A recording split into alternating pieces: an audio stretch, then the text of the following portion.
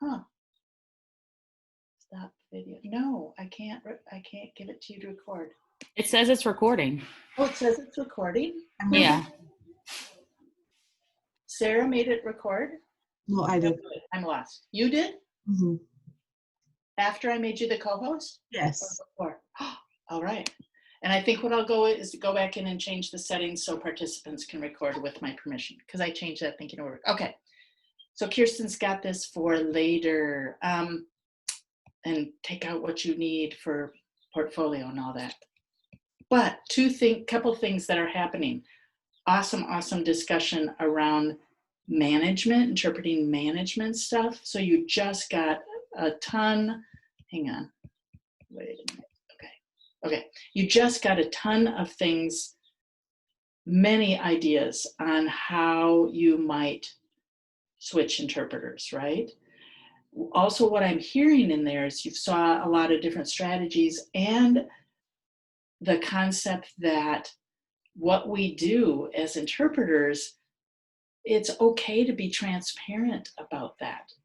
That old world, wherever that came from, that just ignore us, we're just interpreting, we don't impact the process. We impact the process. We are in the room. None of us is so teeny that we're not in the room, right? So often it's okay to be more transparent with that, whether that's with the presenter or with the consumers. And often it's very advantageous to include that in your pre-assignment controls. So being able to arrive at a situation, and hopefully in a virtual world, hopefully even the consumers arrive before the meeting starts or before the class starts. And if you haven't previously, let's discuss how we're going to switch interpreters so it works best for them, as well as doing that conversation with the presenter. So when you pre-meet with a presenter, like you'll do on Tuesday, you'll want to share with them on how they will know that you're switching interpreters. And that can be concerning for people who've never used an interpreter, right? I mean, those of us who've used interpreters a lot, no biggie, right? But other people, they feel like, oh, do I need to stop? Do I not need to stop? Especially if you're live, you might be physically coming up there, getting in their space. So that's a management thing to think about before pre-assignment control. And I heard a lot of awesome options to start trying. I also heard JT's original question about interpreting management of how do I interrupt? And you all did some really lovely feedback of that when you were a consumer or what you have seen with consumers, that especially if looks like we were primarily talking about work that were going from English into ASL. So we had consumers who did not have access to the spoken English, that felt like you were a little lost, or I don't know what's going on. And that's not a good feeling. So now, having had that experience, thinking about how do I make sure that everybody's in the loop so that people don't feel disempowered because of that. Love that discussion. Great things to be trying this next week and observing and focusing on in future observations. One other thing I'm noticing is that I think as a field we do this too. We're trying to figure out the right words for certain things. So one of the things I think we're trying a lot of different words or labels for is what do we call the people in a team? Is this the on interpreter and the off interpreter? Is this the lead interpreter and the support interpreter? Is this interpreter A? Is this interpreter B? Be cognizant of your language. I have concerns about on interpreter and off interpreter because I don't want my teammate to be off. I want my teammate to be on with me. Lead and support, that's the verbiage I tend to use. I don't know if that connotes any other things that I'm not aware of, but start to listen for how we talk about teaming and see if there's things that are helpful to you, because especially what's going to happen is those will be the words you use to talk to others about that. So when you're doing that pre-assignment conversation with, for example, a presenter, if you say to them the on interpreter and the off interpreter, in their mind, they do think that person's off. And so they might even think, oh, you're the off interpreter. I can ask you to run and get the donuts, or I can ask you if you want to participate, or, and then, which happens. I haven't been asked to get donuts, but in a virtual world, you wouldn't, right? But you probably have heard of or seen where people have asked the interpreter if they want to participate. And especially if they are the interpreter who's not producing the interpretation at that moment, it's like, well, why not? I don't want you to be bored. So I think our language influences that. Yeah, just think about that one. Okay, so JT's done some nice leading on this discussion. Thank you, JT, for taking on that added responsibility. Let's move on to another demand from a different interpreter who is not part of JT's team. Julie, would you like to share a demand that you want to have a conversation about, and then you lead the discussion? Okay. I had a lot of intrapersonal demands. I was just, I don't interpret a lot, and it's the first time, and I hate when my nerves take control or take over, and it was to the point where my hands were shaking, or I couldn't get it out, and I was frustrated because I could have spent or explained something better if I wasn't in my own mind. And I could get out of my own head after just paying attention, but I couldn't stop this shaking, that my actual so that was something that was. So would you like to get some input from both the people who are present in your interpreting experience, both your team, your consumers, and your presenter? Sure. About how that might have impacted them, or yeah, is that helpful? Yeah. Erin, you had your hand first, I think, and you were in my team. You're the speaker. And when I presented, I tried not to watch the interpreters, so it would be I wouldn't be oh, I need to pause for them. I just did my own pace. So I didn't see your interpretation, but I'm wondering if you would have had these same feelings if you were the first interpreter. That's really good. That's a really good point, because honestly, Yvette, she even said when we talked after, she's like, I've done this, I'm an educational interpreter. I've done that so many times. But I was just watching her and I was like, oh my God, this is really good. But it made me, sorry, my dog is freaking out. Someone else can talk, hold on. Julie, I was your team interpreter, and from where I was, I didn't notice that your hand was shaking. I could see that, yeah, you were maybe struggling in certain parts, but you continued with the interpretation and you stuck with the information. And that it's hard to do when we're internally thinking, and you could have just been Yvette, take over, but you didn't. You stayed with it and you produced the message. Just to emphasize, Yvette, I didn't notice that you were nervous at all. I knew you were, because we had talked before, class, but I didn't see it in your signing. I didn't see shaky hands. I understood your finger spelling. So I personally, as a consumer, I didn't notice, or I didn't think, I felt it was good, and I didn't see any nervousness at all. It's interesting to hear, because I felt, I couldn't stop it. And it was, I know I I'm not gonna just like quit because I know the experience is great. So, and I'm so comfortable with everyone. And I think that's what's frustrating is like, I'm comfortable with everyone here.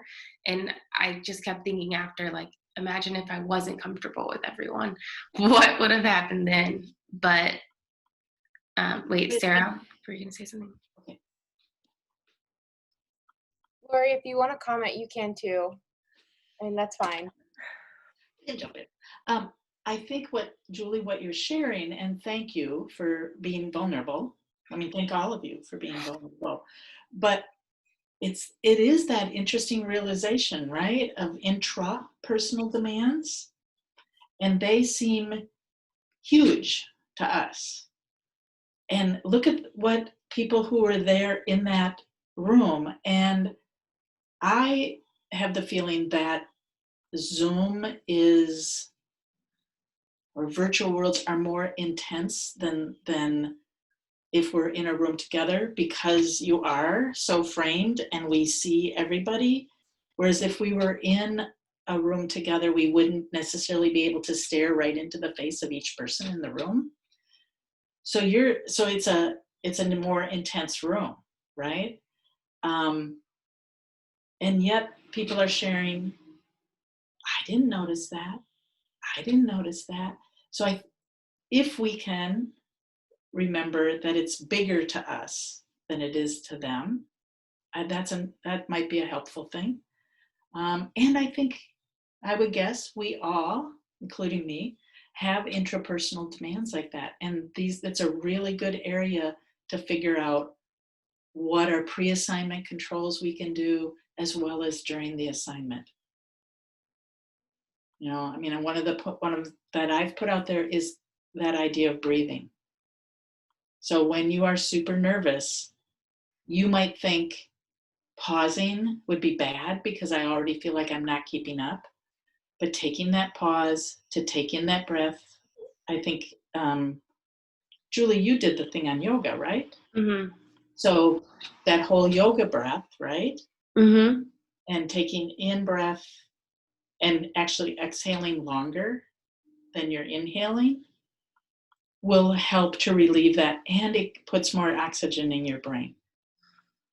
The consequence might be there might be something more that is omitted slightly, but the overall consequence on the message will be better. So being able to start to practice that may be helpful. Yeah. Thanks for letting me add that. Sarah, do you have something to say? So I have, as a consumer for your interpretation, I felt the same as Molly. I couldn't tell at all. But also as an interpreter, I had the same experiences. Like I had such a huge interpersonal demand during my interpretation. I like froze at one point and I got super overwhelmed. I got super anxious. But then it's funny that Lori just said that, because I looked at Lindsay and I just like kind of regained it and was like, okay, it took like, for me, it felt like 5 minutes, but it probably was like maybe 10 seconds and then went back on. But I think like as a consumer for watching your interpretation, there's not a part where I was lost and that I was not understanding your work because of your interpersonal demands were so huge, if that helps. Interesting to hear. Okay. Can we only talk about the intrapersonal demand, or can I say one more thing? Let's shift to somebody else sharing a demand, if that's okay with you, Julie. Oh, that's fine. Awesome. Thank you for sharing that demand, because I think that is one that many of us have. Or if we didn't yet, we will have an intrapersonal demand for sure. So we have a few more minutes. Who hasn't been in a team with either JT or Julie that wants to bring up another demand to talk about? Inger, you didn't team with either of them? Okay. So what's a demand that you want to have us talk about? So when I was interpreting, I know the goal of this right now is to be working on the continuum. But I feel very I don't know what the word is, but I don't feel comfortable interrupting somebody yet. And so I opted to just go through the whole thing simultaneously, which was, for the most part, worked out okay, but there was a point I should have stopped it, paused it, and it wasn't that I needed clarification, but I needed a moment to catch up, and I didn't do that, and I missed it. Like that portion of it got omitted. And so I've kind of have already talked myself into that when I do the practice interpretation due on Sunday, even though it's a video, I'm actually going to voice the words, hold, you know, one moment for interpretation, just so I can get used to like saying the words. But I struggled with that, and I'm hearing so many people say, oh, well, when I did it, and I'm like, holy crap, I didn't do it at all. And I mean, it's, and like, I am super like, hey, I'm a lion and I'll do, but for some reason that to interrupt somebody that's like, it feels very foreign to me still. And I think what I'm hearing you say then, Inger, is that in the interpretation, you might be moving along the CISI continuum. So you might be, if this is you might be going back and forth in here, but the whole idea of asking this person to pause, so going completely consecutive, is challenging for you. So it's that in intra and interpersonal demand of, is it okay to ask someone to pause? And so one of the control options you're practicing, you are going to actually, yes, you're pausing, but it's a video, but now you're going to be saying. And I think that's I'm encouraging people to do that, whether you are asking for a clarification somewhere or whether it is something, and trying out different ways of saying things. Yeah. But maybe the demand then that might be helpful to you to discuss is, how do people deal with those inter and intrapersonal demands to allow them, or to know when to interrupt? Is that where you'd like to go? Is that captured? Absolutely. Like I'll take all sorts of advice. Then why don't you control the conversation? Okay, you bet. Yesterday was one of the first times in class setting that I did ask for clarification, because usually we do the videos, or I'm just like, keep going. But yesterday I did want to make it a goal to try to ask, and I did a couple times for clarification. But for the question that what y'all were just talking about, I was thinking, like, when I'm actually working, I ask all the time for clarification, because I want to make sure the student or whoever I'm working with is getting the exact message. So I have no problem asking then. But in this setting, sometimes I'm like, I should have asked, but I didn't. And I don't understand why, because it's literally the same thing. It's just the setting, the situation is different. But yeah, so I try to think about the consumer, like, they have to have this information, so I'm asking. Okay, Kirsten? I had a few things, because Inger, you were talking about your interpersonal demand and not having interrupted to clarify, or those kind of things. I haven't either.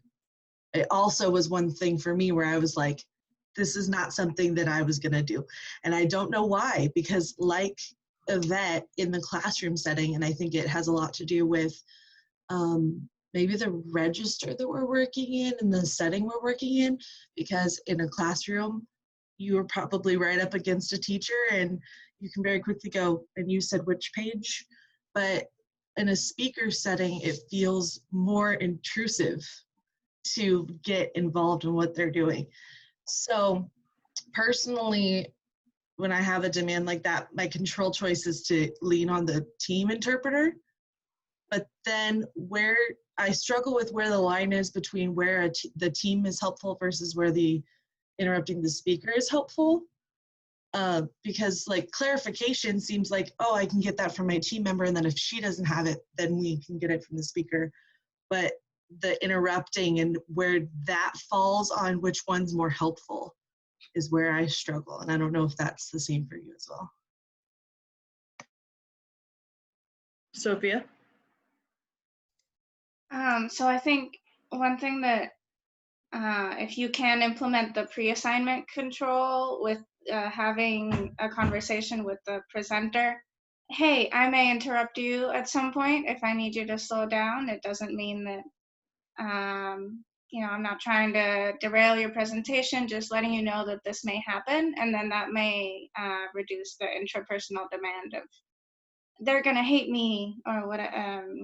And then another thing that might help is I try to think of it, and I'm trying to figure out the right way to word this, but interrupting, like it's not for me, it's for your communication. You have information that you want to deliver to this person, and for the information to be delivered, this very important information that you would like to provide, I need you to say it again.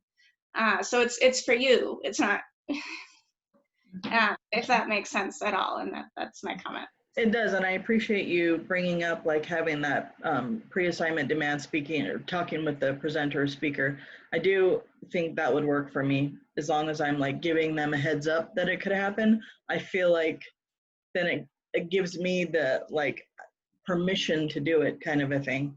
So I do appreciate that. And you're right, I need to think about more of the consumer side of it versus I need to almost take myself out of it, even though it's impossible, but think about what the purpose that I'm there. So I appreciate that. Awesome. Lovely, lovely discussion. I'm going to wrap it so that we can have a break soon. Here's a couple of things that I just noticed that were lovely that are happening.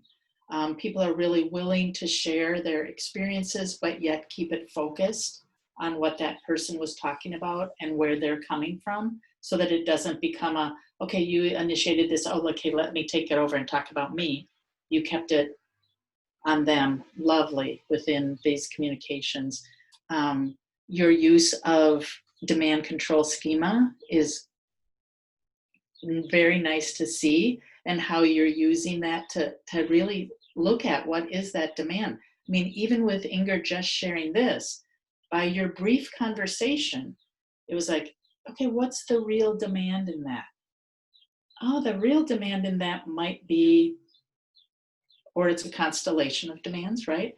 Might be some intrapersonal stuff. Oh, what could take care of that? Maybe is this control.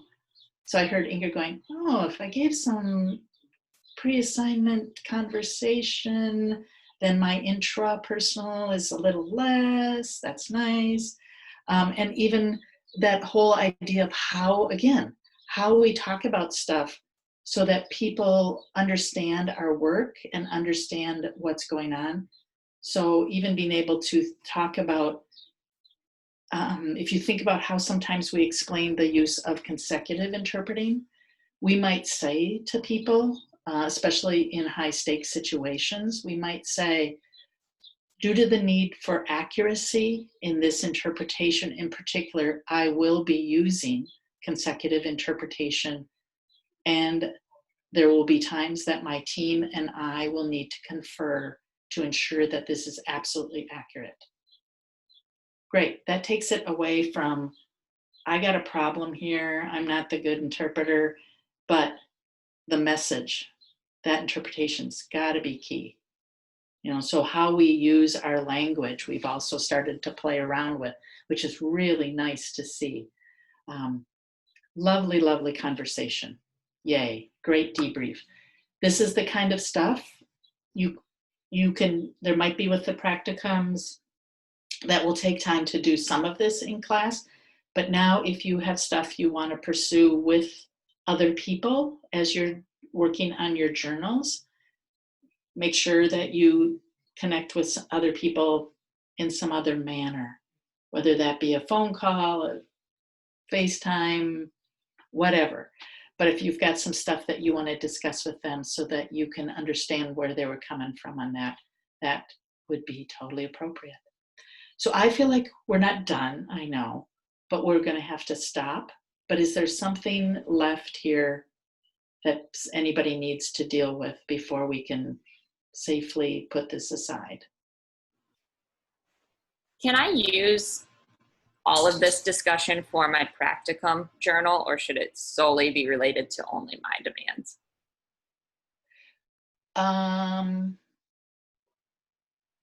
It should be primarily about your experience, but you sure could talk about, you know, while I'm experiencing these kinds of demands, I realized in the debrief these controls might help me, or something like that. But don't make the practicum journal about everything that you experienced as the working interpreters, as the consumer, as the presenter. Focus, see if you can compartmentalize. Does that help, Erin? Yeah. And then if that doesn't work, let me know that. And then on the next practicum journal, we'll restructure how we do it. If you're like, Laurie, that doesn't work, bring it back. Yeah. Any other stuff? No? Awesome discussion, yay. And I think Kirsten then has the video of this if you want to use any of it for portfolio. So she can stop recording and hold that. And let's take a break. I have that it is 5 after the hour. So let's come back at 10 after the hour, whatever hour you're in.